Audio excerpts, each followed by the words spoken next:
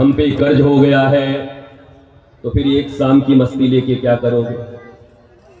अगर एक शाम की मस्ती लेनी है आधे घंटे 1 घंटे के लिए, तो फिर तो वो जो चढ़ा लेते हैं शाम को 2 लीटर वो भी ले लेते हैं। फिर दिन में जब माथा खुलता है तो नींबू के अचार खा खा के और ऐसे ऐसे आंख मीचते हैं, कर्ज तो जस का तस रह जाता है। आप भी अगर इस दरबार में आए हो और आपके जीवन में अगर कोई परिवर्तन नहीं हुआ, तो आपको देख करके वो लाखों लोग दरबार में आना छोड़ देंगे। बोला दरबार में जाने वालों की जब ये हालत है तो इससे अच्छा तो हम घर में ही हैं। आज धर्म का सबसे बड़ा नुकसान क्या है तुम्हें पता है? धार्मिक व्यक्ति के चेहरे पर अगर मुस्कुराहट न हो, धार्मिक व्यक्ति अगर सूरवीर न हो, धार्मिक व्यक्ति बड़ी से बड़ी समस्याओं से जूझते हुए भी अपने ठाकुर, अपने गुरु, गुरुजनों के प्रति समर्पित रहते हुए आनंदित रहकर अगर मुस्कुराता रहे, तब तो लोग कहेंगे कि धर्म करना ठीक है। और नहीं धर्म करें, उपवास करें, व्रत करें और गांव में और घर में और मोहल्ले में रोते चले हम तो बर्बाद हो गए, तो अगला आदमी कहेगा कि हम तो नहीं गए तो बढ़िया आबाद हो गए, तो जाके बर्बाद हो गया।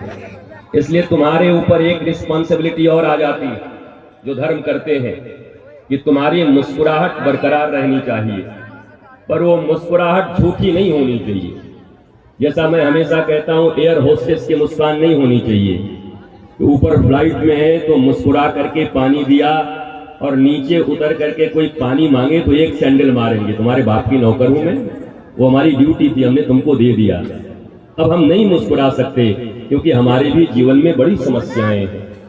देखो, यह संसार और परिवार और गृहस्थ का जीवन एयर होस्टेस की मुस्कान की तरह है, जहां घंटे 2 घंटे कोई आया तो कैसे हैं कह के मुस्कुरा लेते हैं, और कैसे हैं, बोला बहुत अच्छे हैं, भीतर से तो आग लगी है, कुछ भी अच्छा नहीं है।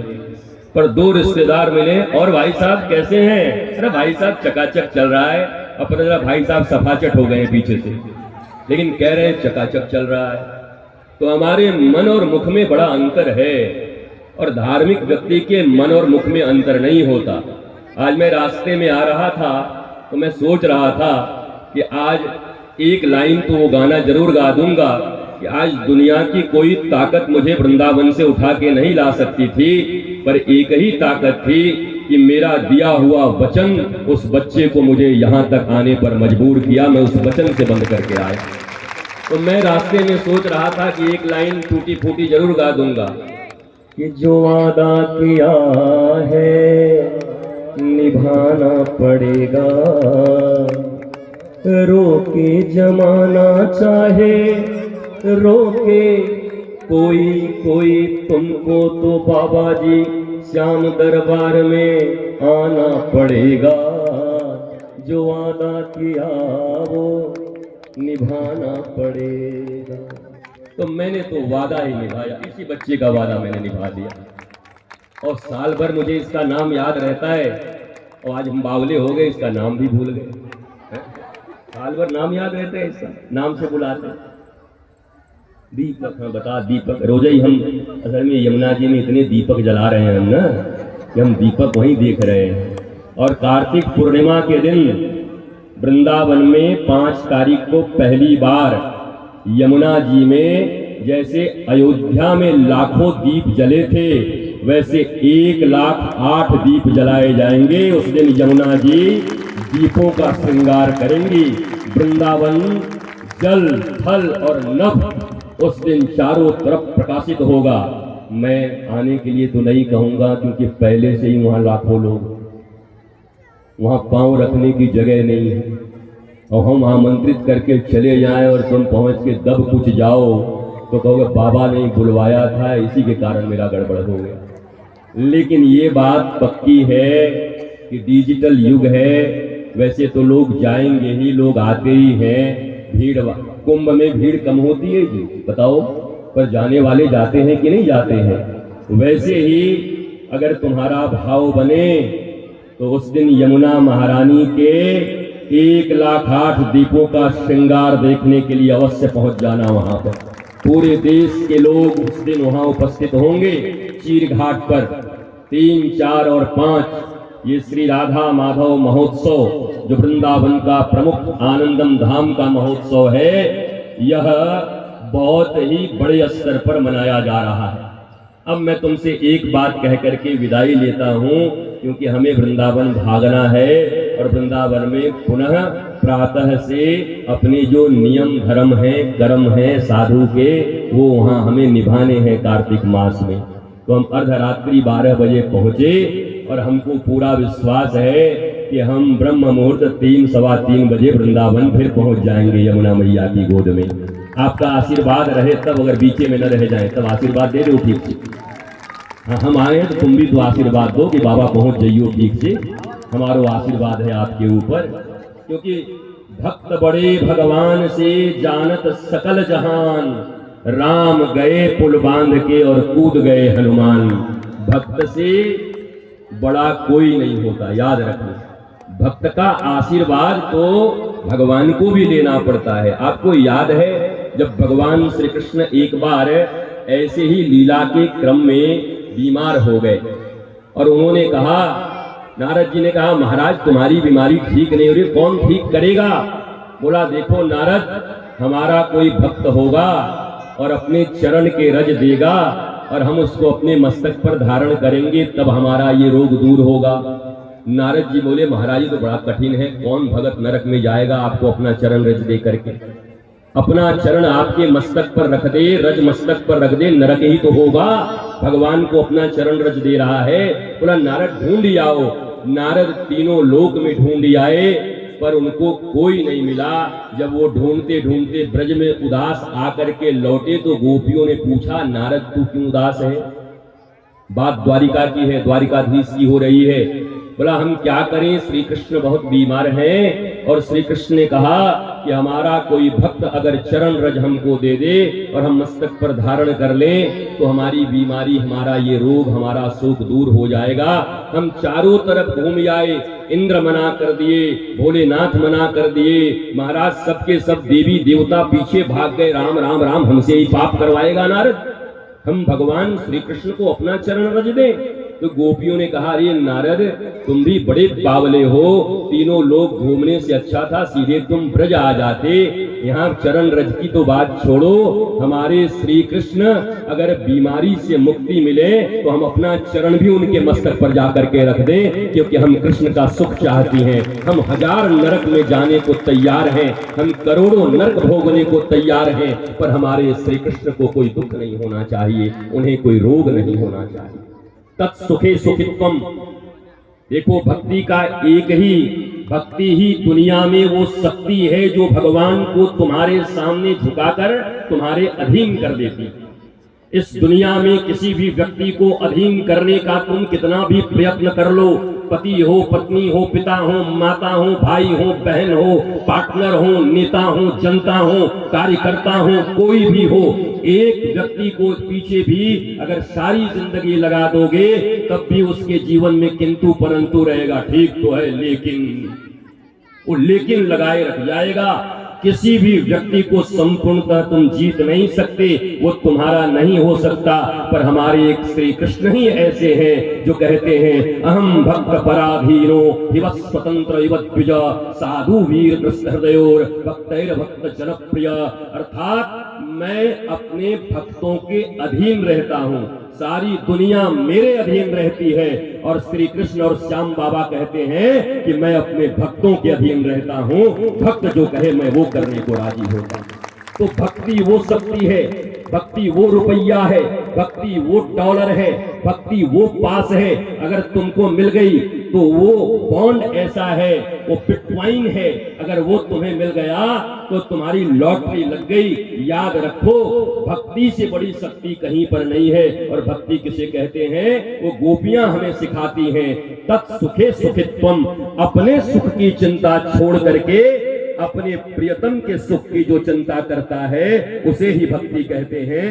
प्रियतम अपने भक्त की चिंता करे और भक्त अपने भगवान की चिंता करे, गुरु अपने शिष्य की चिंता करे और शिष्य अपने गुरु की चिंता करे। कहां संबंध टूटते हैं पता है? जब दोनों अपनी अपनी चिंता करने लगते। पत्नी कहे तुम्हारे पास तो हमारे लिए टाइम ही नहीं है, तो पति कहे कि तुम्हारे पास कौन सा टाइम पड़ा है हमारे लिए। तो दोनों में विवाद हो जाते हैं। रिश्तेदारों में भी यही विवाद है। अगर सच्चा प्रेम करना चाहते हो तो याद रखना, जीवन में कभी कोई अपेक्षा मत रखना, और जीवन में उपेक्षा सारे जगत की करते रहना, किसी से कुछ नहीं चाहिए। मैं तुम्हें एक सूत्र दे करके जाता हूं, चाह गई चिंता गई, मनुआ भई बेपरवाह, और जिनको कछु नहीं चाहिए वही रितेश्वर की तरह साहंशाह दंड उठा के शहंशाह की तरह घूमते रहो। वृंदावन के कुंज गलियों में घूमते रहो। अपेक्षा रखोगे बार बार रोना पड़ेगा। इसलिए उपेक्षात्मक ढंग से इस संसार को देखो, अपने हरि और गुरु का चिंतन करो। मैं निश्चय कहता हूं तुम्हारे जीवन में आनंद, आह्लाद और प्रेम भर जाएगा। मैं आपसे यही कह के अब आपकी अनुमति से विदा लूंगा, और आप सब अब यहाँ पर मस्त करिए, आनंद लीजिए, श्याम भजन गाइए, श्याम भजन सुनिए। और कैसा सुनिए?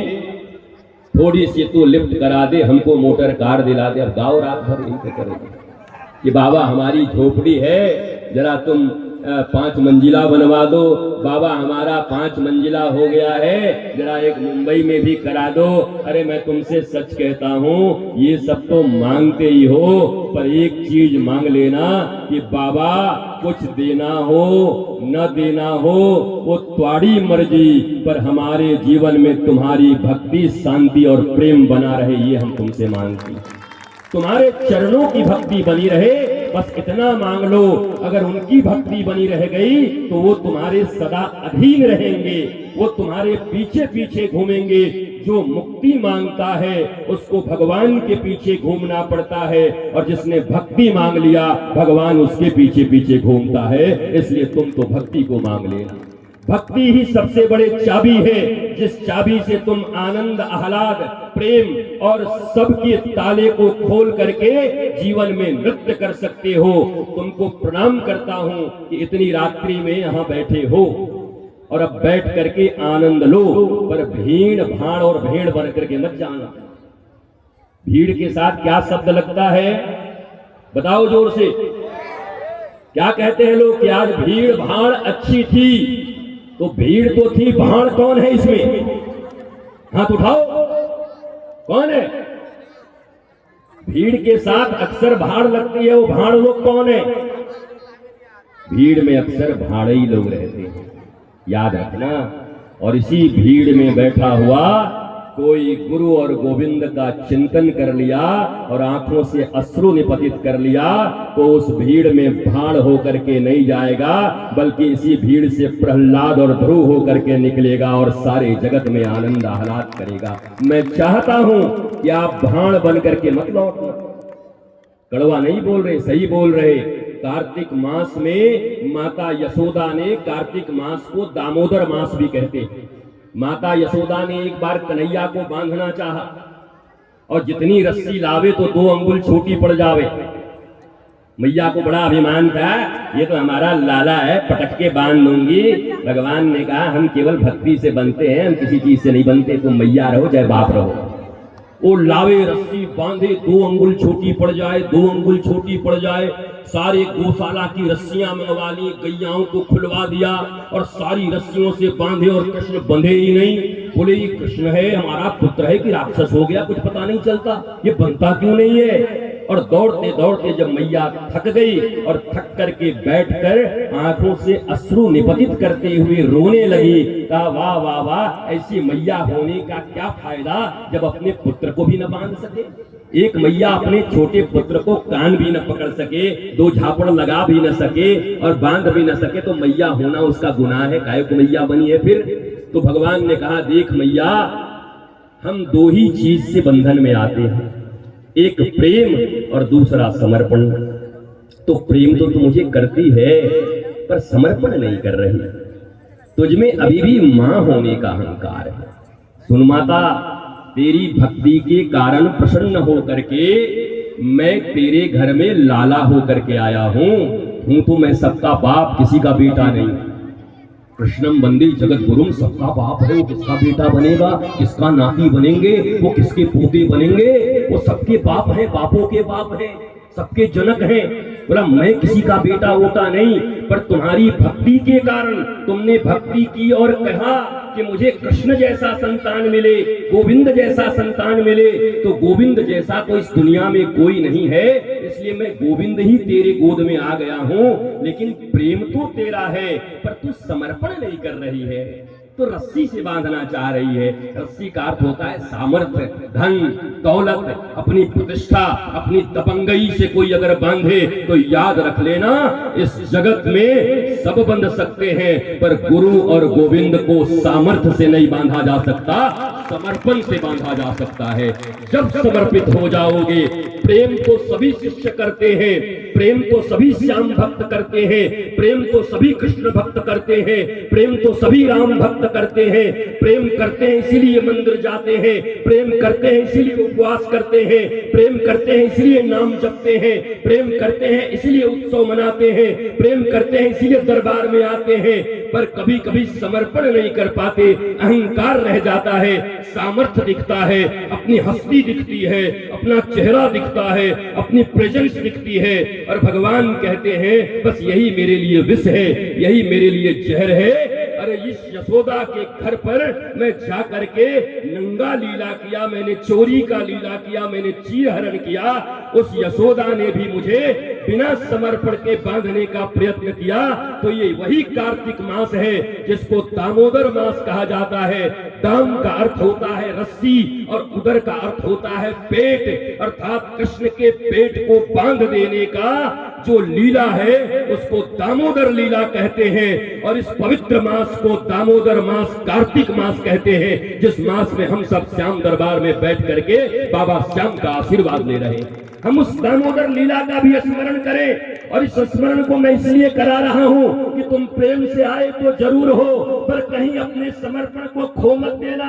मैं कार्यकर्ता हूं, मैं नेता हूं, मैं रुपया दान किया हूं, मैंने समिति को 1 लाख दिया है, मैंने ये गाड़ियां दी है, तुम वंचित हो जाओगे। श्याम बाबा ये सब नहीं सुनने वाले, गुरु ये सब नहीं सुनने वाले, गोविंद ये सब नहीं सुनने वाले। जब तुम अपने प्रेम के साथ उपस्थित होकर के और ये कह दो कि तुम्हारे सामने मेरी कोई हस्ती नहीं है, मैं तो तुम्हारे चरणों में गिरा हूं, उसी समय श्याम तुमसे बंध जाएगा, स्वामी तुम्हारे पीछे पीछे चलने लगेगा। यही सूत्र दे करके तुम्हें जाता हूं, इसी सूत्र का प्रयोग करना। और किसी को अगर बुखार लगा हो पैसे का, रुपए का, कद और पद का और थोड़े थोड़े मद का, तो अपने बुखार को उतार लेना, क्योंकि तुम्हारा यही बुखार इस जिंदगी में सचमुच का बुखार नहीं उतरने देगा। इस बुखार से मुक्त हो जाओ। जब भी गुरु और गोविंद के दरबार में जाना, संत के दरबार में जाना, तो बस एक ही व्रत लेकर के जाना। क्या लेकर के? एक एक कदम जब उठे तो तुम्हारा समर्पण बढ़ता जाए। मैं कुछ नहीं हूं, मैं कुछ नहीं हूं, मैं आपके दरबार में आ रहा हूं, प्रभु मेरी लाज रखना, मैं कुछ नहीं हूं। इस भाव से गुरु गोविंद के दरबार में जाना। मैं प्रार्थना करके जा रहा हूं श्याम बाबा से, और यमुना जी से भी प्रार्थना करके आया हूं, और आज तक जितने भी दीप जलाए हैं उसमें भी हमने प्रार्थना किया है, और उन जलाए हुए दीप और किए हुए आरती के भी जो फल है, आप सब जो यहाँ बैठे हुए हैं उनके बीच में प्रसाद स्वरूप बांटता हूँ। जो नहीं गया है उसको भी दीपदान का फल यहाँ पर प्राप्त हो जाए। कार्तिक महीने में यमुना जी में मस्त रहो, स्वस्थ रहो, आनंदित रहो, आह्लादित रहो। बस अपने कद, पद और मद, ये पद है, इसको बुरा बोलते हैं। कद, पद और मद ये सबसे पद है। अगर इससे बच गए तो श्याम बाबा फिर अपनी कृपा से तुमको बचने नहीं देंगे।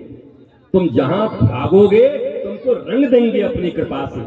श्री कृष्ण अपनी कृपा से, राधा अपनी कृपा से और गुरु अपनी कृपा से तुम्हें रंग देंगे।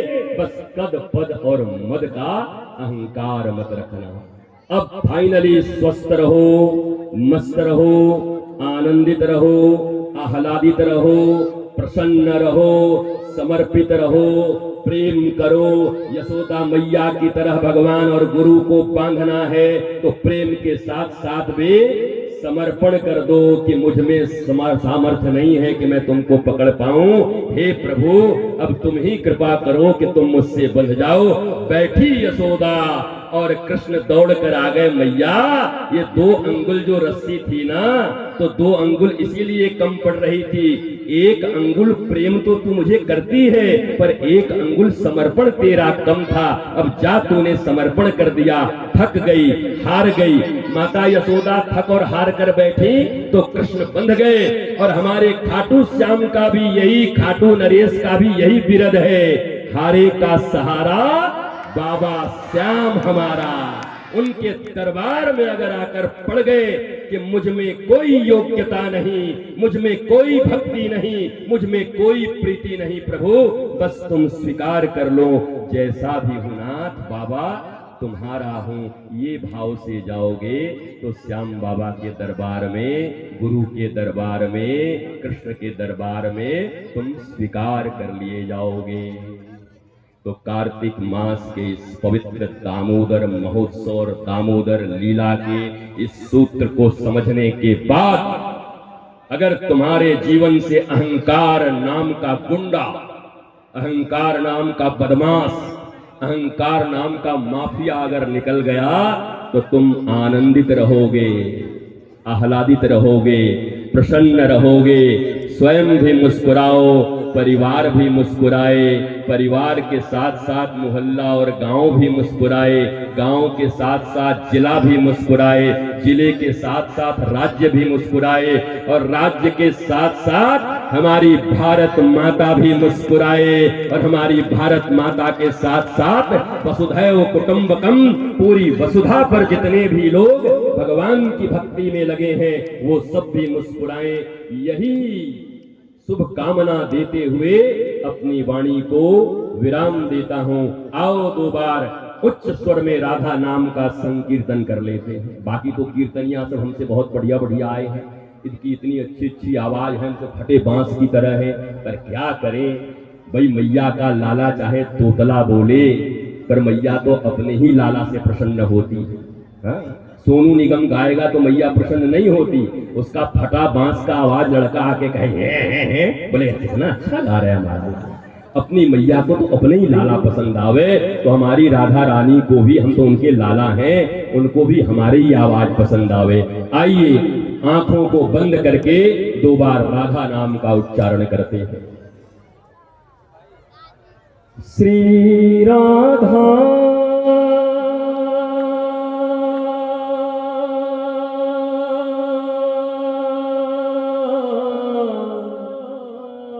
श्री राधा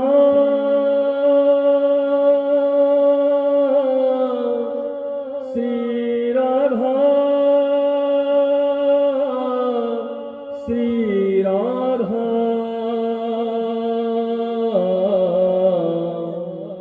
श्री राधा राधा राधा राधा श्री राधा।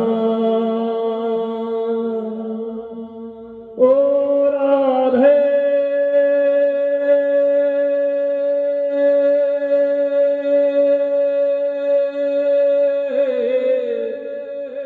श्री राधे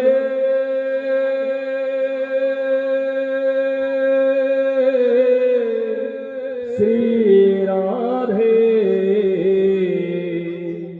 श्री राधे राधे राधे राधे श्री राधे श्री राधा राधा राधा राधा श्री राधा श्री राधा श्री राधा श्री राधा श्री राधा श्री राधा श्री राधा श्री राधा राधा श्री राधा श्री राधा श्री राधा श्री राधा श्री राधा। राधा। जय जय श्री राधे, जय जय श्री राधे, जय जय श्री